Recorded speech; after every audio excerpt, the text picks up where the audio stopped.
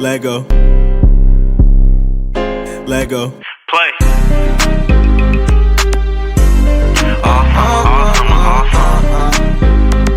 Yeah. Big bags, big checks all summer with a big bag. Big checks all summer with a bad bitch. She a gangster and a woman, she get real classy. Waivers needed no discussion, she get real nasty. For real when I don't own it. Big bags, big checks all summer. Big bags, big checks all summer with a bad bitch. She a gangster and a woman. Big bags, big coops all summer. Your man's bumming, hit him with a bag of something. Big gun. Play.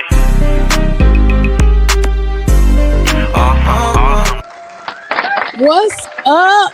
What's fly and what's happening? Welcome back, inmates. You're tuned in to another episode of Behind Bars, the podcast that goes behind the bars of local and international artists, as well as discusses the culture in real time. Because as I always say, a life lived, it's a bar.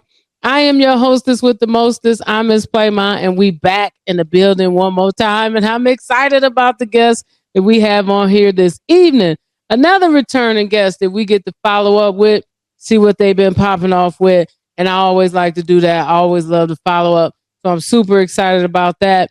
Just a couple quick announcements before we get going into the show. Just remember that you can always catch us behind bars on Tuesday nights at 8 p.m. Eastern Standard Time, 7 p.m. Central Time on the Block 105 radio. You'll catch us there every Tuesday evening. And then just also remember we're on Spotify, iHeart, Apple Podcasts, and any other place you get your podcasts at.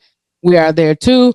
And we have resumed airing on Facebook. So that's 3 places you can watch us every Monday night at 7 p.m. Eastern Standard Time, 6 p.m. Central Time. And then on Tuesdays, you can catch us on all podcast platforms as well as on the Block 105 radio. So give it up for that. And if you noticed, last week, I did bring back one of our old segments that we had went away from, but I feel like we needed to run it back one more time. And so we're going to run it back one more time. Y'all know what it is. It's playtime. Let's go. Switching lanes, running lights, trying to race. Man, the police got behind us, trying to chase us, but they can't. I be chilling in the track, I'm with K, blowing day. Man, it's pain hitting deep, I'm calling bills for the drink. Playtime is back. Playtime is back. And y'all know what playtime is. Playtime is the time where Play Ma lets you know whatever has her heart, her ears, her eyes for the week. And she give it to you just how it comes to her. I got to say it, y'all. I'm sick of us. Y'all know who I'm talking about. I am sick of us. I mean, I'm sick of us. I'm sick of the hypocrisy. I'm sick of the self-hate. And I'm sick of the delusion. You may say, what you talking about, Playmon? What do I mean by the hypocrisy? We know that movie, Tyler Perry movie just came out. Everybody's all up in arms, talking about the movie suck. By the way, y'all make his movies number one every time. But the movie sucked. Why he keep portraying us like this? All the trauma and all of the this, that, and the other. I'm sick of the hypocrisy. I don't hear y'all complaining about 50 Cents. Keep making the same series over and over again, where we are what? Drug dealers, thugs, gangsters, pimps, prostitutes. Nobody complains about that. Nobody say they're sick of 50 Cent pushing this narrative of us being this, that, and the other. But you're upset with Tyler Perry. It's hypocrisy. And let me tell you this. The reason that you're so triggered by it is, you know, full well these types of people exist. Because you overlook the good characters and you connect with the ones that you identify with. Those are the ones that you're triggered by. And that's why you don't like it. You don't like him putting your trauma in your face, your unhealed trauma, the trauma that you don't want to deal with. And he putting it right out there because there's good men in these movies. Y'all never talk about them. There's raggedy women in these movies. Y'all never talk about them. Y'all think he got some sort of vendetta against black men. And you don't even realize that it's your own trauma that is triggering. And the reason that you don't have that same feeling towards 50 Cent, who is also portraying us, I think, in more of a negative light, because that's fantasy. Because you are not a drug kingpin, even though you like to pretend like you can identify with it. You're not BMF. Then that's not your life. And that's why you're okay with that fantasy, because y'all like to live in a fantasy world. I'm sick of the hypocrisy. I'm sick of the self-hate. What do you mean by the self-hate? I'm sick of the self-hate because I see the vitriol and amount of hate that y'all giving Kamala Harris to me is just sickening. It's sickening, whether you like her or not. You don't have to vote for her, but do you gotta go on the smear campaign? Do you gotta tear her down to the level that you do? Like she's gonna be the first politician with things in her past that we don't agree with, the policies that she's backed that we don't like.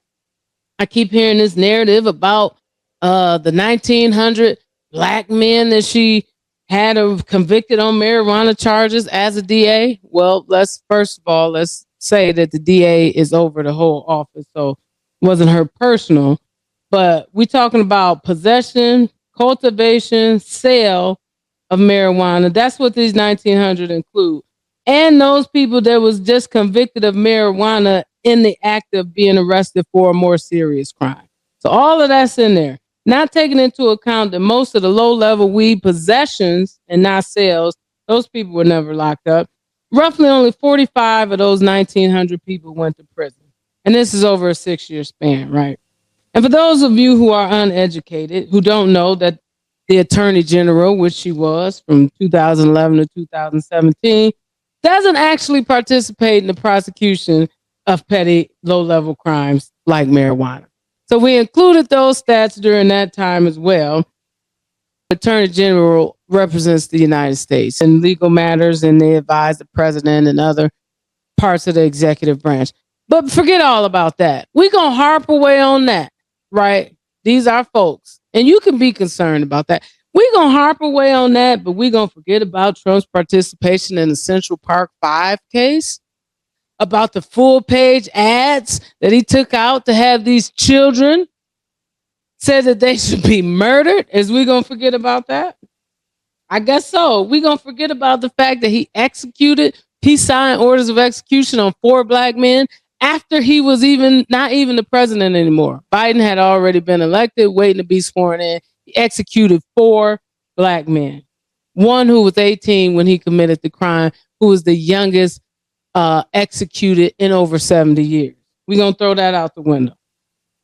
Tupac asked the question, and I wonder why we rape our women. Do we hate our women? Listen, you don't have to like Kamala. You don't. You don't have to vote for her. You don't. But you don't got to tear her down. You don't got to tear her down. You don't have to tear her down. And then the delusion, and then I'm going to get out of here. The delusion that you believe that the large permanent corporate tax cuts and the cutting of individual income tax rate for those bringing in $600,000 or more, the doubling of the estate tax exemption, or, you know, what rich people can give to their kids without being taxed or relatives. You think this helps you? You with the bridge card. You with the Medicaid card. You that live in subsidized housing. You think that's going to help you, right? Well, let me tell you something. Turn your bridge card in before you go vote, because you probably ain't going to have that either. I'm just saying the delusions of grandeur I've had it. We got to do better. Vote how you want to vote. Watch what shows you want to watch. You can feel how you want to feel about Tyler Perry. You cannot vote for Kamala Harris. But the levels that you go to tear these people down, to me. You telling me about 45 people that went to prison for committing crimes, and you can't get past that, but you can get past R. Kelly raping all those little black girls? Come on, man. We got to do better. We got to do better. We got to do better, but I still love y'all. Y'all know I love my people, but we got to do better. And that's my playtime for this week. You don't have to agree with it, but don't play with me. Switching lanes, running lights, trying to race. Man, the police got behind us, trying to chase us, but they can't. I be chilling in the track, I'm with K, blowing day. Man, it's pain hitting deep, I'm calling bills for the drink. If you a bad... And now I breathe. And now I breathe because we got guests coming out that I'm excited to bring out. Y'all coming back to Behind Bars. I want y'all to get ready. And we got some guests that's coming back again. They don't need no introduction. They hail from the South Haven, Colbert area. They get their name after the murky waters of the Black River. Y'all know them, y'all love them. The Cotton Candy Color Sky artists are back. They just been featured on radio stations. They got videos coming out. They doing their big one this year. I want y'all to give a warm behind bars welcome to Sirius and Grim, the brothers of BRK. What's up, y'all? BRK in the building again. Yes, Man, you know, you all were some of my favorite guests. Some of my favorite guests to come on the podcast, and I'm so glad to have you back. Shout your people out before we get going, because I don't want them to be mad at you.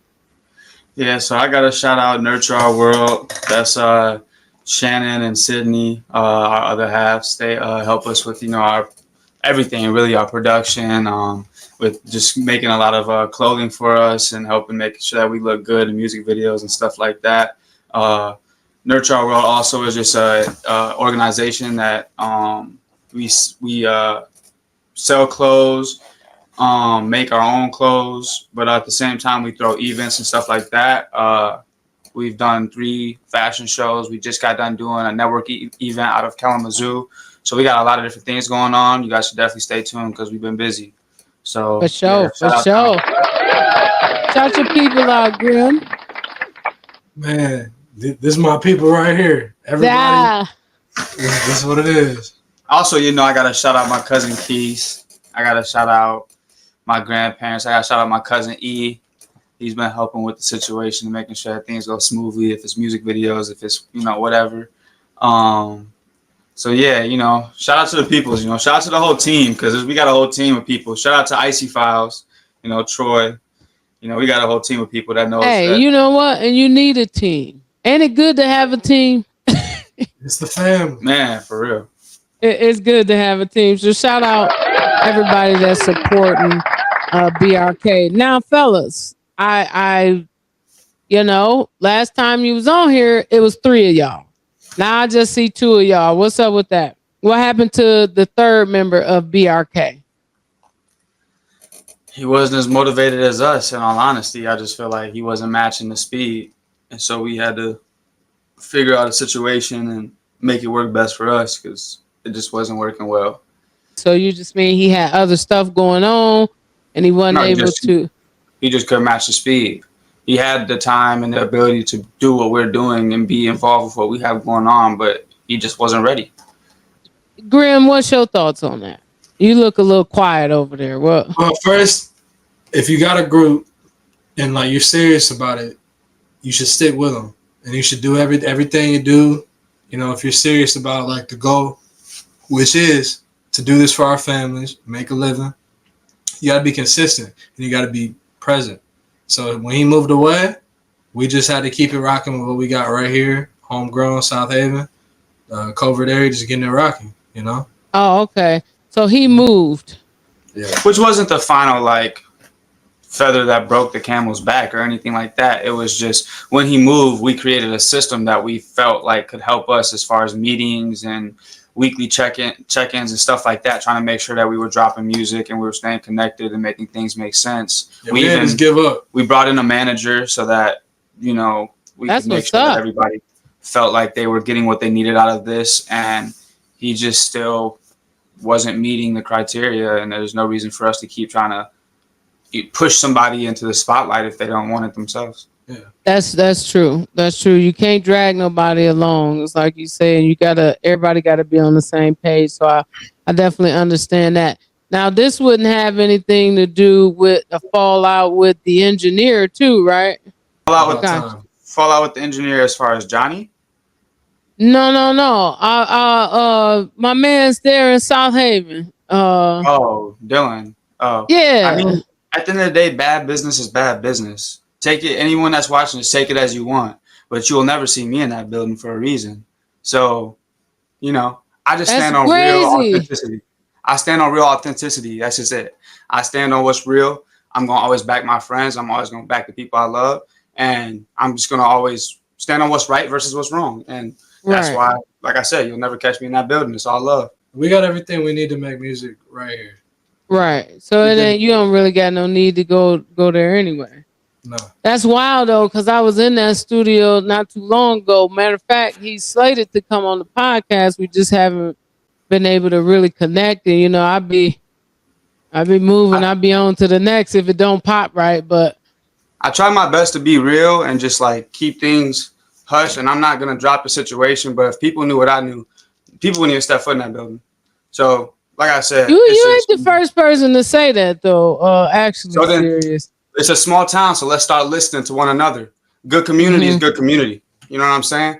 That's how I look at it. You know what I'm saying? Right. I'm not trying to step on anyone's toes, but It's just a shame though, because I think he got a lot of talent. You know, to do. You know, if you know, given the right motivation and the right. What is that? They focus. said the devil could play the fiddle.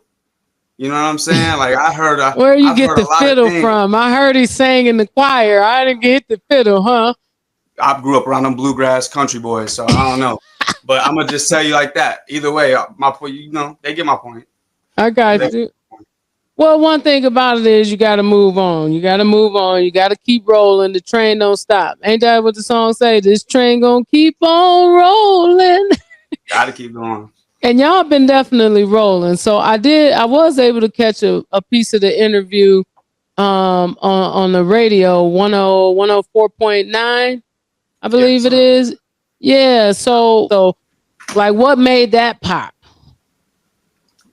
My cousin Quentin, he works for iHeartRadio, and he just pointed us in the direction of a couple of people who were already slightly interested in what we had going on as far as just hearing our music and stuff like that, because he would always send it around and stuff like that. And that ended up getting us involved with people like Patti Ali. Shout out to Patti Ali, who's definitely been a huge help to a lot of things that we have going on currently. Tampa Mystic. Introduced us to people like Tampa Mystic, Superstar, All-Star Super J. Yeah. Gray Rizzy, he works for Shea 45, Sirius XM. Okay. And then we also had an interview with Nardo from Pandora, also Sirius XM, I'm pretty sure. And yeah, we've just been busy. We've just been also sounds like you guys got your own niche too. So you know, just all that exposure is gonna be phenomenal for you, because you know the bars is the bars. You can't dispute the bars. You know what I mean? So I'm glad to hear stuff is taking off for you. I try to keep an eye on all of the past guests, and I was looking one day and I was like, man, these cats is getting after it. Like they wasn't kidding when they they wasn't kidding. They all gas no brakes. So shout out to y'all for going after it like that. How has all this movement affected your personal lives? Because I know this one. Wait a minute. Because I know Grim here. Grim got a lady. Well, yes? No? I got a daughter, for sure. I like that answer. I got a daughter. I'll tell you what. Grim, don't do that. Don't do that, Grim. Don't do that now. Claim your lady if you got one. No. He got a daughter. Yeah, that's the only lady in his life. Okay. I'm gonna leave it alone then. Love you all. Because I'm assuming y'all doing a lot of moving and shaking, long nights in the studio and stuff like that. How's that affecting you know, your personal stuff that you got going on? We live in the same town. Like we're just a family, man. So like when we move on one thing, we just lock in and go. Yeah, we're friends. We're friends before even this music stuff. So like it's really, you know, it doesn't change too much. It has slightly gotten like we just got more interviews now. Yeah, it's been like there's been stress because it's been like different. We never have dealt with the things that we're dealing with right now. But it's like what I tell him and he tells me is like we're just getting started. So what's been your main focus as far as your music? Is it recording? Is it shows? Is it the interviews? Ownership. Like what's your main focus? Ownership for sure. And making sure that what you see is us 100%. I love that answer because I was going to dial in on one of the specific things that you named, but honestly, it's just ownership. Like everything that we've been doing and people see us doing is literally because we put our effort into making sure that happened for us. No one reached out and said, hey, can we help you with this? Or we have this opportunity for you guys. Nothing like that has happened with us yet. We have reached out to every single person. You put the boots on the ground, huh? And we've made sure that it's happened. Our music videos, I've directed almost every single music video that we've done. I've for sure written out every single shot list. I source all of the models. I source all of the designers, everything that we do. Like I make sure that, like you said, it's boots on the ground. Like when it comes down to making sure that we have the right producers or the right cameras on everything that we're doing, Grim has been a big help to that. My girlfriend Shannon and our friend Sydney, who is making sure that our swag, like, you know, our looks is always on point. That you still swagging and surfing? So, you know, we're making a well-oiled machine. You talked about the videos though, because I've seen the behind the scenes of the frightening video. What was the vision behind that video? It's a lot of references from movies, you know, video games. Just the overall vibe of the song is like a dark dystopian kind of vibe. We went to the trailer park I grew up in, and I had a client that I record let us use one of his trailer that he lives in to shoot the video. So wow. Shout out Ashton Rayborn. We really appreciate that. We got the video shot in about a day. It was edited and out in less than a week, I think. Nice. Yeah. So who's all the fellas in the video? Everyone you saw had something to do with the video. Yeah, the video that we'll be dropping on August 2nd, we had like 15 extras in the video that are not like our close friends, I would say, but they're friends of ours from Detroit. This next one's gonna be crazy. You guys are gonna be surprised that an independent team put this together. Oh yeah, no. What you guys are about to see is I'm ready for this one. I'm really excited. When you say it's dropping again? August 2nd. August 2nd. I can't wait. That's close. So I came across, you know, I know people come on here and they want to tell me what to play. I always tell people, you don't tell Play My what to play. Play what caught her ear. I kept coming back to this just because the bars, they pop out. And so I'm going to play it. And then you know how I like to do with you fellas. I'm going to say, whose bars are those? And then if they're your bars, I want you to claim your bars. And then I'm going to ask you a few questions about it. But let's play the song first, and then we'll come back. Make it make sense. Look, I said, I chose this beat so y'all can hear me rap. I chose this piece over all of that. What's that, serious? Nigga anger. There when you need it, then it treat you like a stranger. Always on time, but could never be an arrangement. Things can get crazy, but maybe I like these phases. How dare you stop cooking when you know I feed off of anger? How dare they start looking when I'm booking all of these stages? I need to write this in my journal somewhere. I put my hatred. I can use a pencil, but never need all this paper. Roll till my thumbs hurt. Scroll till my thumbs hurt. Stroll till my thumbs hurt. Hitchhiker's Academy. Yeah, Iron Giant, I am not a weapon, I am Superman. Rust on my body from the years they couldn't understand. I come again, what they said when I left. Lots of times they wanna move, cause they'll be shook when I step. Like we the ones who crawled out of the water and made atomic bombs. Just to preach peace, we'll drop his stress in the octagon. Back to the Stone Age, wishing we gotta try again. Got smacked with a Stark Pay missile while flying through the wind. Bleak is how it looks when the city turns its back on you. Creep out the crannies and the nooks with these raps on you. Jingle bells turn to evil yells. I let it ring and Nick the Saints seen the snow in hell. A baggy full against your kids can't take the show and tell. This ain't a Christmas tale. Money was spent on bail. I said, hitchhiker's Academy.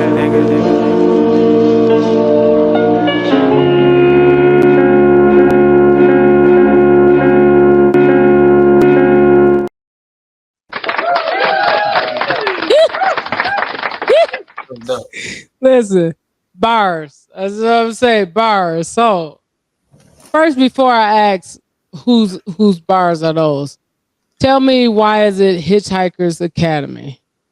Because, like, I have this weird, like, and I feel like Grim doesn't even have it as much as me, but, like, I have this weird thing about just, like, knowing that, like, I know we're dope. I'm not going to argue with nobody about that. And it's it ain't the even fact- up for discussion, huh? It's not. It's not at all. It's I'm subjective. and I'm not even trying to be that type of way, but it's definitely subjective at this point. We are dope.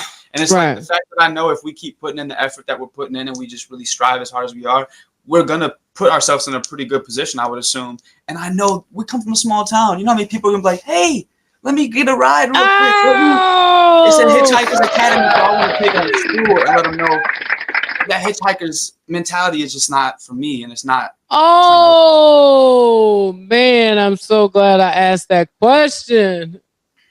You know what? I like that. Now I like it even more.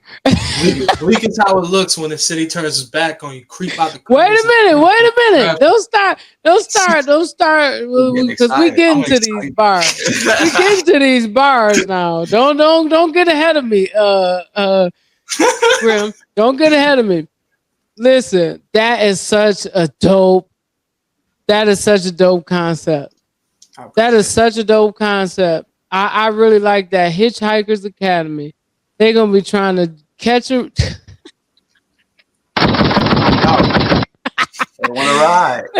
thumbs out. And then so I will jump to this though. So when you say scroll to my thumb hurt, roll to my thumb hurt, stroll to my thumb hurt, I was thinking hitchhikers put their thumb out. So I was kind of connecting that. But you said roll till your thumb hurt. That's what we talking about. That gristle, huh? Yeah.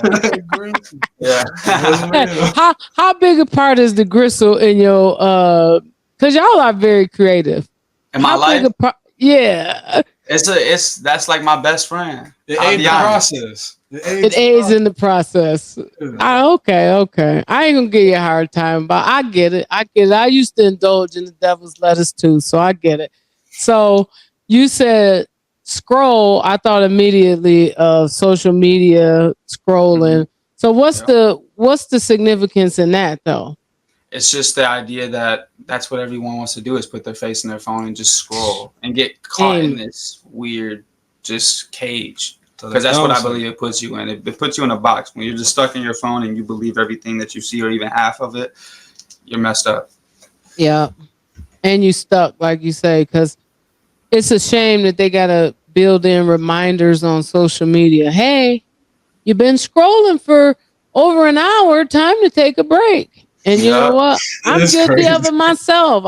That's why I try and take breaks. And I can't really take breaks because of the podcast now. But like sometimes I just uninstall like not Twitter. TikTok. TikTok is the easiest to just get caught up in doing. Oh gosh, You're lost in it. it's terrible. So then, stroll to my thumb hurt. And Is that the hitchhiker? That's the hitchhiker just strolling with their thumb out to their thumb hurt. That's what's up. So I'm gonna read a bar and then you tell me whose bar is that? I chose this beat so y'all could hear me rap. I chose this piece over all of that. Nigga, what's that? Anger. There when you need it, then it treats you like a stranger. So I heard that. First tell me whose bars are those? That's me. Okay, Mr. Serious, step right up. So tell me this. When do we actually need anger? Because you said it's there when you need it. When do we need anger? I feel like that was more of just the idea that like, even when you feel like you need anger, it's not to justify the fact that I don't think anyone should use anger for a lot of things. I think that I guess you could put it into certain contexts and it could be good as far as like a sport or something like that maybe. But it's like I'm saying like there when you need it, then it treats you like a stranger. It's like I feel like that's kind of how anger works. Like funny enough, it's like, okay, you're going to pop out and you're going to make me look like a dummy right now. Right. The idea of what anger could be if it was like to make you do something. And it's like, but then when you actually could use, I guess, that anger and you might want to actually show your behind, it's like then you're sad or then you're just not in right. the mode, and it's then like, it just leave you out there. Look, exactly. It makes you look stupid. So it's like they made a fool of yourself. It's funny how anger happens to just pop up at the times you just least expect it to or want it to. Dig that. So then I'm gonna connect this bar here. How dare you stop cooking when you know I feed off anger? How dare you start looking when I start booking all of these stages? So here's that anger again. So this I'm sensing a lot of like underlying, like I don't want to call it animosity, but I feel like it's a lot of aggression. And even though your tones are always very kind of melodic and laid back, there's a lot of aggression in these bars. What's that? So what's fueling this thread of anger through these bars, serious? Because that's your bars too, right? Yeah. Um, like I said, just like just the feeling of being slept on. Like I said, we come from such a small town, and That's it's what like the whole it's just song. so weird that we don't see each other. I was just watching the interview. Shout out to Bonnie G, and I watched the whole thing, and I'm like, I felt what she said, where it's like you see people getting love, but you're not getting love, or like everybody Right. chooses these clicky moments to choose who they want to give their love to consistently instead of letting that spread and letting us all come together and do something dope. Like I just think that's I don't like it, and it definitely gets under my skin for sure. For I sure. For agree, sure. and it's holding people back, and they don't even know it. It kind of And go along what I'm saying, like we talk, me and Play talk about it all the time. How the Detroit and how they decided to band together and start just trying to put each other on and lifting each other like they've always done in Atlanta, like they do in other places. And it really helped boost that area. When you think about it, Detroit, even with Eminem, take Eminem out of the picture, Detroit never had a presence like it does now no, until and they start getting together on stuff. I mean honestly, it's like Detroit and Flint though, because I feel like they definitely coincided and made something happen. So it's like it Yes. wasn't just this clicky This Detroit Beecher, situation. this all No, that. you Like know, all these areas, and it's like I have to. And I'm gonna be real. I almost posted a video about it the other day because I want to just talk about it. But Grand Rapids, like shout out to the people from Grand Rapids, the artists from Grand Rapids. Got a lot of love for y'all, but like the clickiness is crazy, and it's definitely like killing like a lot of opportunity in that area. it Because is. you guys just want to be stuck so close together instead of letting other people come in and show y'all what they got going on, or even just looking outside of what you guys have going on. I think that's extremely Right. important. But when you And come from a opening small up town, your view, like you when said. I feel like when you come from a small town, people don't really get that. Like we can see y'all, but it's hard to see us. We gotta drive Right. an hour me off for you to see us. Uh-huh. Right. And but see, and I say this all the time, because back when, we didn't experience that really when we were doing music, because mainly there wasn't a lot of other people doing music. And so the neighborhood and the area got behind us. And so we made them see us. But it was because it was a movement. It wasn't just us. And that's what is missing now. The South Haven, Culver, Grand Rapids, Kalamazoo, if all of those areas got together and start pushing each other and collaborating with each other and making it a movement, we'd see a lot more, we'd see a lot more people coming out of that area. But It should be For about sure. Michigan, not just about like these individual spots out of Michigan. I don't We know. need some more stars, like individual artists with their own style to come out of our area. Like shout out Jakai. So many we can name that, like just really interesting people that could come out and show that the west side of Michigan has their own style as opposed to the right. east. You know, And that's the thing. I think that was kind of the thing that always kind of was another barrier too, is that the west side of Michigan, it didn't really have a distinct sound, because we have the ability to sound like we're from the East Coast, to sound like a West Coast rapper, to mix even the in South. the South with it. And so there's not really a distinct sound for West Michigan, because we have incorporated all types of sounds. And I think maybe, I don't know, maybe that plays against us as well. Who knows? That's what I mean. More individuality needs to come out of here. Like we need Jay Dillas, and we need, just the people who can lay the foundation for what this side of the state has to offer needs to come Right. up. Yeah. Need to spotlight, and that's what I'm hoping to do because a lot of the artists that come on behind bars, some of them are more because one of the first big local people I did was Cheddar Bills, and Cheddar Bills got he was locked in with T Grizzly and all of them, and he had a really big wave, but it is more like the popular sound. But he's a phenomenal guy. But I like to find the gems. You know what I mean? I thought BRK was a gem. Like somebody else need to hear these guys because ain't no way they done heard them and don't know that they dope. You know what I'm saying? So I'll just read the bar, but it's kind of like what you were just saying. Bleak is how it look when the city turns its back on you, creeping out the crannies and the nooks with these rats on you. That's my favorite bar of the whole song, by the way. Whose bar is that? That's me. Okay. Step to the forefront then, my man. Yes, I got a feeling I know this is kind of right in the vein of what we've been discussing, but those bars is loaded. It's a lot loaded in those bars. Dissect them for us. Where was your heart at when you spit that?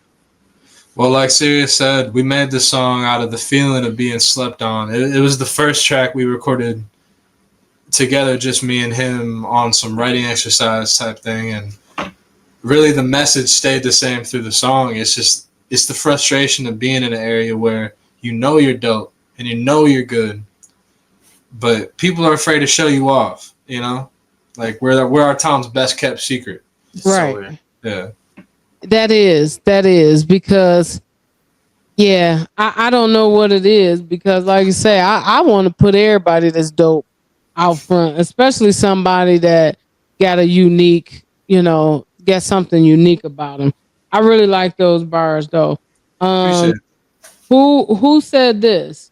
I am not a weapon. I am Superman. Rust on my body from the years they couldn't understand. Now I know Superman is the man of steel. So when I heard rust on his body for the years they couldn't understand, I don't know why I thought about like when the Tin Man would cry and rust over. I'm like, what is this person talking about? Who bars are those? That's his bar, but I just have to say that's one of my favorite lines that he's ever written. And he says, Iron Giant, I am not a weapon, I am Superman. Rust on my body from the years they couldn't understand. And I'm going to let him explain in a second, but have you seen the movie Iron Giant? I have not. The old cartoon? Okay, well, you go ahead. Well, break it down for me, because those bars caught me, though. Yeah. It's a movie about like a kid named Hogarth, and he lives in like a small town, kind of like South Haven, but it's like Milwaukee or something like that. And a giant robot falls from the sky, and it's during like the Cold War, like Russia and all that. So they think it's a weapon, but he keeps the giant robot as his best friend, and like he finds out he eats metal, and he finds out that though this robot was made as a weapon, he has his own sentience and he doesn't want to be a weapon. The robot sees a Superman logo and he's like, "What's that?" And Hogarth explains, "That's Superman. Like he's super powerful, but he uses his powers for good." So the robot, he's like, "I'm not a weapon. I'm Superman." He says that in the movie and he saves the whole town. So he's outcasted in the movie and he's pushed away because he's a giant robot who eats metal, and they think he's a weapon ready to blow up America. But in the end, he saves us. And rust on my body from the years they couldn't understand. It's just like the feeling of being misidentified when you know you're a hero and you know you can do good things. And that's all it's about. And in the end of the movie, they realize he was a good guy the whole time. And he puts on a Superman symbol, flies up, grabs the missile, saves the whole Earth. So I'm thinking this extends beyond music. The feeling of being an outcast and whatnot. I get the feeling, and I hear this a lot from like old classmates when they talk about where we're from. And I hear a lot of people kind of have this same sentiment. Does this come before the music? Have you always felt like an outcast? Have you always felt like you were mistyped, misunderstood? Or is that just simply the music? it definitely goes outside the music. I wouldn't say I was necessarily an outcast myself, but me and Sirius were never normal. And we definitely were artistic, like throughout everything we do. Yeah, just growing up, just kind of always going against the grain of what everybody else felt was normal. I remember like simply like some of my early memories was just like liking Tyler the Creator. Something as simple as that when I was 13 was so weird to people around me because everybody just wanted to like Lil Wayne and Drake, and that was just like what was important at the time. So it was like stuff like that that made people feel uncomfortable when they seen something that just kind of slightly even went against what everybody was used to. And that was kind of always the way that I did things, and that was definitely always the way that Grim did things. So then at that point, people start to kind of definitely look at you weird or look at you and say certain things about you. And I'm 25 now, but when you are growing up through that point of when popular and all that other stuff actually matters, I guess it's like you definitely deal with people judging you based off of what you like versus off of who you are. And so then that kind of makes you an outcast in certain ways. For sure. Would you say that, and I'm just thinking about on, your former group member, some of the things that he said the last time you were on about his upbringing and things that he dealt with. Would you say that's what kind of brought you guys together as a group? Was that like your common thing, or no? No. It's we all got mad different backgrounds, and I think the similar thing that brings us together is just the artistry and the way we approach it. You know. Gotcha. So, but when you say, Grim, when you say no, you said that awfully quick. You said that awfully quick, but I gotta imagine that you can come from all different. One of my closest friends is from a completely different background, completely different culture, completely different everything. But we have a lot of things that are in common that allow us to still be friends. And so that's just what I mean. Like, not necessarily that you grew up the same, but if you grew up this way and you felt misclassed or mistyped, and you grew up this way, but you felt like an outcast, I gotta feel like, because y'all just click so, it just fits so well. And like you say, y'all all different, but for some reason, all of the pieces just fit so well. How does that happen? I think we're just from similar socio-economic backgrounds, I guess. Like in the way that we're just country boys, man.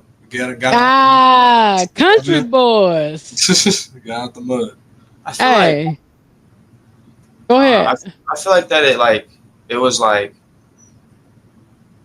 we came from the same area, and that we had similar like social understandings of now where we are, whether that's where we were when we were teenagers or whatever else. Like where we were in the time is like we all kind of agreed on that same mindset and mental perspective of where we were in life and how we perceive like people and stuff like that.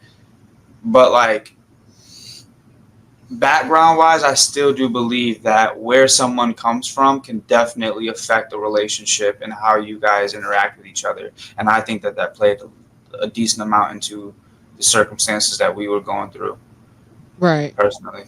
Let me ask you this, because how do you feel about where you're from? Because I hear a lot, and I'll be honest. I'll preface this by saying I tell people all the time, I'm from the zone. I'm not from South Haven. And the reason that I always say that is because I feel like I was not really a part of South Haven in a way that people may think. I was a part of the zone. That's what shaped me. That's where I had the best time. That's where I had some of the worst times. That's what I think back on fondly. I hear a lot of people from South Haven talk about it with such bitterness and disdain. And I often wonder, did they not have a place for themselves, set apart from, because there's a lot of classism in South Haven. We know that there's a lot of propping up of certain people and tearing down of others. But for me, I totally just disconnected from that. And the zone was my place. That was my place of refuge. That's where I felt connected to. I don't necessarily feel connected to South Haven. What is your feelings about that? I had a question when you had said something about like people's perspective. Were you talking about people's perspective on the zone? You feel like people kind of have like a negative perspective looking from the outside, looking into what you guys have as far as that, like a community? Well, I didn't care was my point. I had a negative perception of South Haven, but not the zone.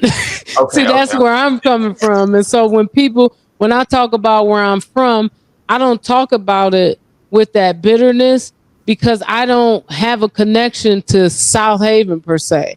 I have a connection to the zone. And to me, that's a fondness. That's a love that I have. And so when I hear people talk about it, I think to myself, maybe they didn't have a place that they felt connected to, where they felt like that was their people.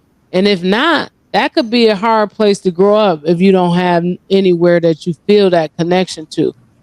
Yeah. What are your thoughts on that? For me personally, it felt like it took a long time to gain, like, I guess, a mature perspective of South Haven and Covert, because I'm from Covert. I'm a Covert baby. I'm from CVT, and that's why I always tell people, like, and there's this like weird thing from back in the day where Covert and South Haven don't like each other depending on what you come from and who you come from. And so like it's a real thing too, and it's traveled from back in the day all the way to I mean, it's real for some people, but I feel like on that like, people don't understand being me. It's like it's real, but my cousin's Willie, and then my other cousin's Phelan, and Phelan is from South Haven, and he's a zone boy technically. Right. And so, but then I got. He said technically. I'm gonna tell him you said technically. I'm gonna say. I mean, because he always says said technically. Because you don't see this, because he always says country boy, but I'm a. You know why he say that? I'm a country when boy. He went to school. When he went to school in Kalamazoo, they called him the country. He from the country. Oh, because I'm like, that's why he say that. I thought that was like a collective thing. I'm like, I'm a country boy. No. He say country boy because that's what the Kalamazoo people used to always call him, a country boy. you get what I'm saying? As far as like, I do. There's like a weird, I have. It's a connection. Lot of love I got family on both sides, is what I'm saying, and so that makes the situation very tricky, and at the same time you have to look at it from an outside perspective, and some of it is extremely silly. Like, I'm not taking away any of the seriousness that has came from it. Right. It's silly. And so that definitely makes things hard, and makes it harder to deal with certain situations, or even have everybody in one room where you guys can all make things make sense and make things happen. And so that's been like a really difficult thing for me, is like growing up, it felt like at one point I could have been labeled as this. Then if I'm hanging out with these people, I'm labeled as that. And if I'm hanging out with these people, I'm labeled as that. And then you have to either separate yourself from all those entities, or you have to choose one, and that gets tricky. And so I get that. Grim, you look like you wanted to say something when I said, go ahead. What you said about classism was mad real about South Haven, because like one thing that brings me and Serious together is like, we're not from the families that got boats down at the dock. We're not from the families that got the water look when they go outside or nothing like that. Like I grew up at Coastal Crossings. That's not the zone, but it's not north side. You know what I'm saying? Like, you know what I mean? So it'd be like people out here are either one of two things most of the time. Like, either you got it or you from the other side. Like, it'd be a lot of clashing going on because of that. Yeah, I feel like growing up, like, it was like there's the rich kids, and then there's the kids who have people to be connected to. Like, I can't lie, growing up, I was slightly envious of the zone, because I was like, dang, look at what they have. Like, look at how they kick it and how they hang out. Like, it wasn't always, and it's like people say, oh, you could come kick it. I never had that invitation. So it's like, for certain people, we just had to watch from the outside. And like, when you don't have that, it's like you got You got the boat riders that's gonna act funny when you just walk next to their car, and then you got the other people that's just not necessarily inviting you to what they got going on. So then you feel smushed in this weird position where you're like, I'm just kind of an outsider, or I just belong in this weird space where it's like I just gotta find a couple friends and make my own family. And You know what? That makes sense what you said. Go ahead. I'm sorry, Grim. Like, I went to high school with family, and like all the zone, you know what I'm saying? I was an artist back in high school. I couldn't get recognized because I wasn't from the zone. But I promise, I was in the studio like every day. Like, you know what I mean? It'd be stuff like that. I'll just say real quick, like Grim has literally recorded for 75% of the artists out of South Haven for sure, more than twice, more than 3 times. But I do not see no zone boys talking about him or putting him in that position to be like, hey, look at this guy who has definitely recorded all my music and helped put us into a position to be dope. I took him and I was like, bro, let's start something because you're dope and you help everybody out and nobody says anything about it. So you were an engineer. Yeah. I was an artist who got sick of paying for studio time, so I started recording people. But engineer came with it. Yeah. For sure. That's funny that you say that because Play didn't rap and he really didn't rap back then. He just popped out rap. I mean, he was every now and then with Benji. Yeah, he was. I was in his granddad's at his studio. Shout out Benji because he watched the last interview. We were in the studio when I was like 15, and he was telling people, "No, listen to him." Like, right. You know what I mean? Like, it was real hard for me to get my words out because I was from the other side of town. Like I said, it wasn't the zone. But it wasn't north side, so I knew a whole bunch of people, but I didn't live around you guys. You know what I'm saying? Yeah, yeah. So it was like I couldn't get inside the hip hop circle that I was trying to get in, but I was still rapping every day. Like Earl Sweatshirt said, for me, I'll say, too white for the black kids, too black for the whites. So it was weird as hell growing up. Like I'm telling you, like if anybody's seeing this, I'm telling you, it was weird. Like you had. I can totally get what you're saying too. When you said so weird.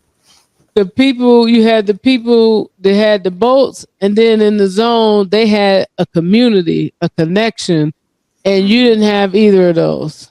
Mm-hmm. Nothing. Yeah, that's tough, and I think that's why some people have that view of it, whereas me, like you say, I grew up in a community that no matter what, some people had money, some people didn't. Some people family was in the church, some people was on drugs, but no matter where you was, you had that community where like we the zone, we from the zone, and so not fitting into either of those categories, I think that's big. That's big what both of y'all just said. I can definitely see where you're coming from with that. But we trying to mend some of these places. We trying to put some people on different. Yeah, we trying to bridge the gap on some of this stuff. I'm the person that keeps saying this. Nobody's listening to me. I'm the person that keeps saying we don't have any music. It's not just you all. We don't have any music with Play and Benji. We don't have any music with Sav and Play and Benji. It's just like it's not enough cross collaboration from everybody from the same area, and it just doesn't make sense to me because I came from a time where we made a whole camp. People think that was a group. No, that wasn't a group. That was a bunch of us that rapped, and Kato came together. But we don't have a Kato today. You know what I mean? We don't have somebody that's saying, yeah, we all going to be a camp. Everybody, we going to record together. We going to book shows together. We going to make it pop like that. And I think it holds the area back. Full disclaimer. This is the perfect time to say this. I have been putting on fashion shows under my name for the last 3 years, networking events. I've been having 200, 350 people pop out in one building. Like I said, under the name Nurture Our World with my girlfriend, Shannon, we have been trying to get so many people involved. The last show that we did in March, we had, I think, no more than 5 people from South Haven out of the 300 people that were in the building, out of 60 models, out of, 12 designers, four performers. I have hit up every single artist out of South Haven. I have hit up everybody. I've contacted everybody. and I'm going to continue to do so because I keep that type of love in my heart, and I definitely I rep South Haven and I rep Covert. These are my places, these are my homes. But it's like people need to definitely open their ears up and open their hearts up a little bit more, and just be ready for something like that when it comes your way, because that arrogance is only gonna kind of put a bridge between what we have going on, because it's seen and it's recognized. And I want to work with everybody. And like you said, in South Haven, we should be throwing our own shows. We have enough artists to do a tour right now. Yeah. And I'm like I said, I know people are gonna be watching this. So every South Haven artist that's watching this right now, I have the means, I have the money and the time and the connections to go and make us go on tour and do things like that. And I'm telling y'all, let's link up, let's do something. Yeah, okay, I got a couple more bars that I want to ask y'all about, and then we're gonna get to this trivia. Y'all had me so into the bars, like dissecting them. I'm listening to it and I'm thinking, he said crawled out of the water and atomic bombs. I'm thinking about the nuclear bomb test that they did in the 40s, no, you're right. 50s, where they blew the things up underwater and it had these weird effects. And I'm thinking like, that's something that they would say. But I also like that bar because we call ourselves the Black River Kids, but our mascot, like that creature from the Black Lagoon, is definitely like, if something was to crawl out of the Black River, it would probably be something that it would look like that. I gotta tell people who don't know, the Black River is so murky and dark and dirty. It is not just not no place that you just want to be casually hanging. But no swimming there for sure. Swimming, right. Yeah. It is not the ocean, trust me. And the thing about it is that's almost all of the bars. Yeah, but that kind of encaptures it all, and just the thought process that goes into the bars. And this is why I say you need different voices in music for different perspective, because the perspective that you all just gave us on South Haven in the Zone, to hear you all's perspective from somebody from the outside, man, we really shout out to y'all for offering that up. And for you can spit too. We heard you. Yeah, you go crazy. We heard the bar. Oh yeah, you know, I you know, that's this. Every now and then I pop out. What Kendrick Lamar says. Sometimes you gotta pop out and show niggas. Man, for real. No, y'all know I definitely get on there. Speaking of that, is I want to get y'all opinions since y'all here. Who won the battle? Oh, Drake or Kid? I think that's something that, like, I just seen a little article that said, like one of Drake's friends said that Drake seems a lot happier right now, and I'm like, yeah, because he got that weight off his shoulder. He don't got to try to be the best no more. He knows everybody knows he's the best. Like, it'll be got body. Drake, the guy who lost to Kendrick, it's gonna be right there. Yeah, for real. Yeah, that's he got body. But like I said, after that, he just it just wasn't. It was a lot wrong with. Mm-hmm. And don't get me wrong, Drake or his ghostwriters, whoever, they can rap. And I know people get touchy about, but to me, if you got multiple people with writers credits and you can look at it, they there on every song you drop. Come on, man, that's too much. I don't know. Yeah, it's not just songwriters, it's not just producers. That's actual lyricists, composers. You got actual lyric with people with credits, and I'm thinking people is making that more normal than I think is okay. Hey, a call to action for the comments: Kendrick or Lil Wayne? You know what I'm saying? Oh, I'm not even answering that. I'm not answering that. I'm gonna let them answer. There we go.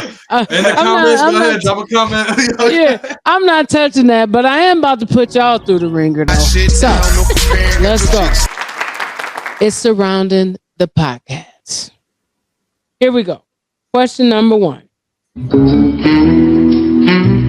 What are the 3 questions that play my ass at the beginning of every show?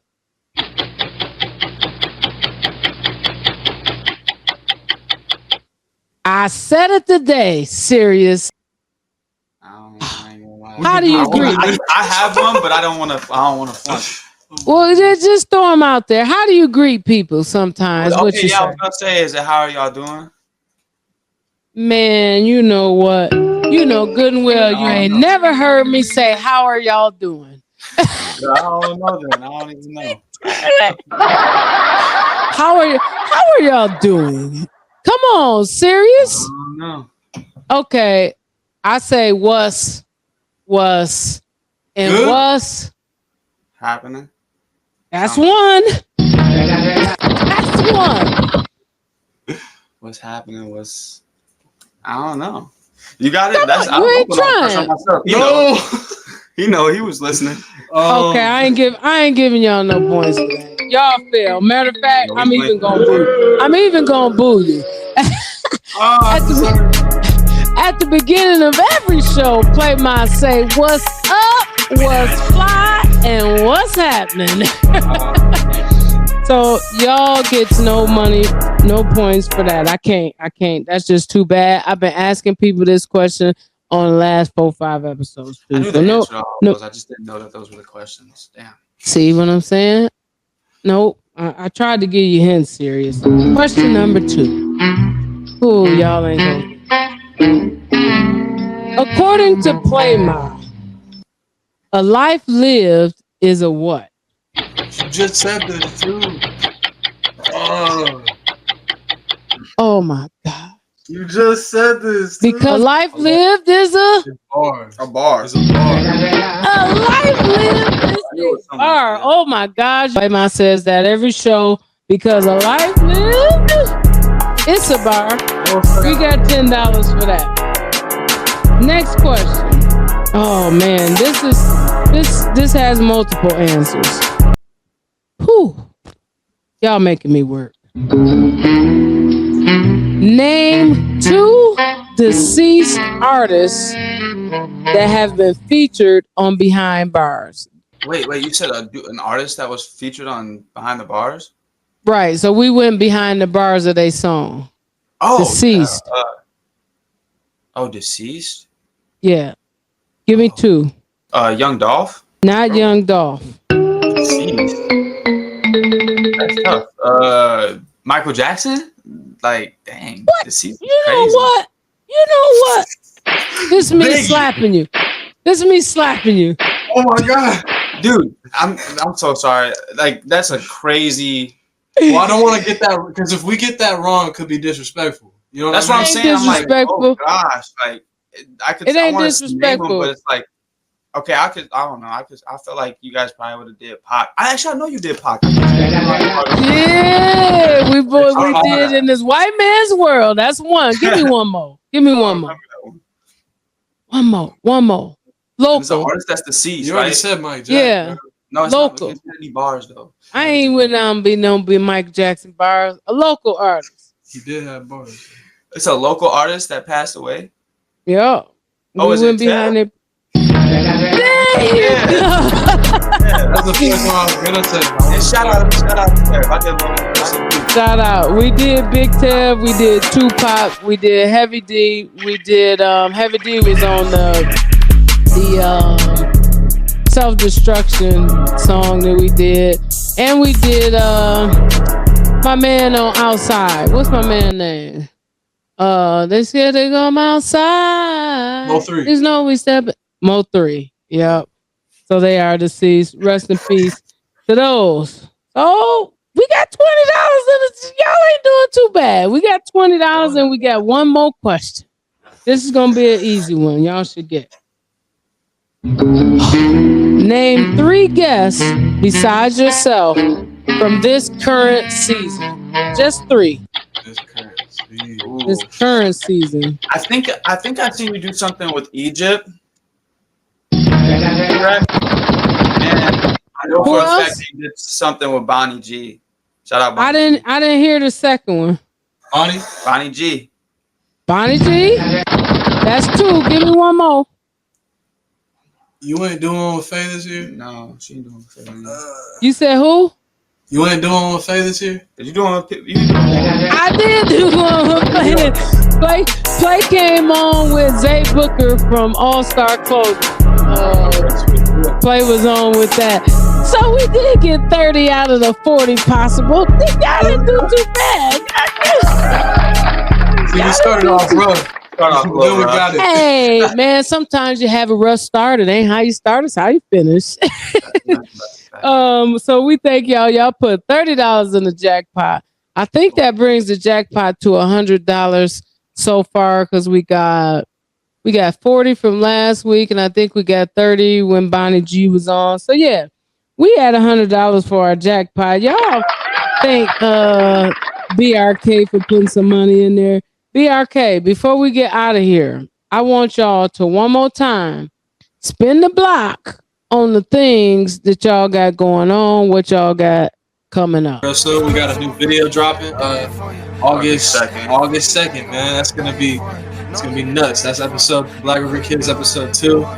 But honestly, just stay tuned because when I say we're gonna have like a music video or 2 dropping every month till the end of the year, it's like that right now. We're very busy.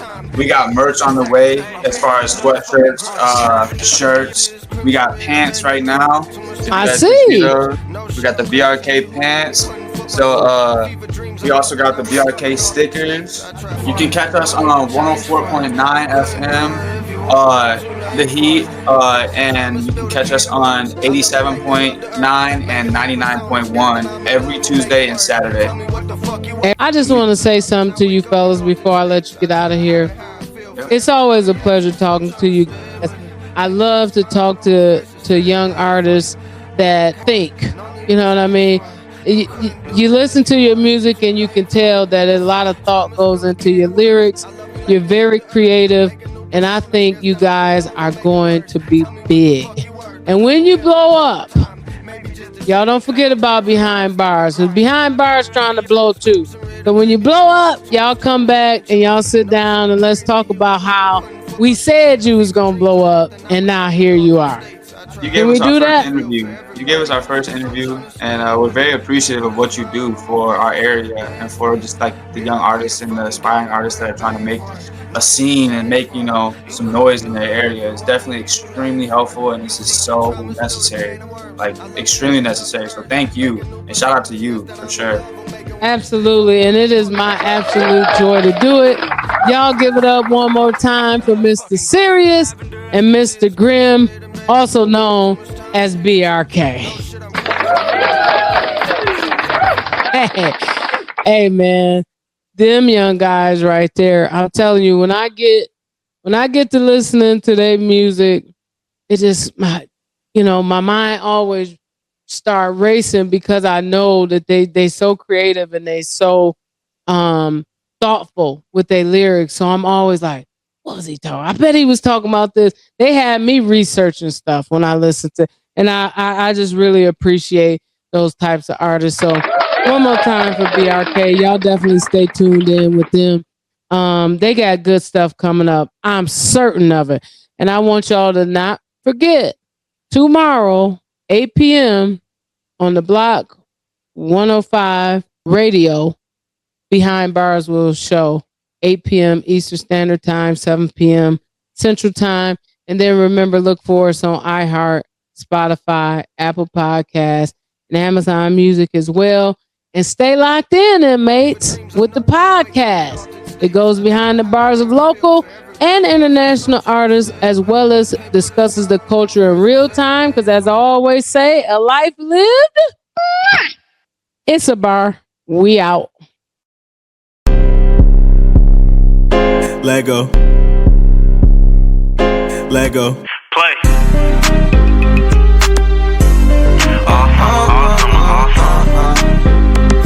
Yeah. Big bags, big checks all summer with a big bag. Big checks all summer with a bad bag. She a gangster and a woman, she get real classy. Waivers needed no discussion, she get real nasty. For real when I'm on it. Big bags, big checks all summer. Big bags, big checks all summer with a bad bag. She a gangster and a woman. Big bags, big coops all summer. Your man's bumming, hit him with a bag of something. Big gun.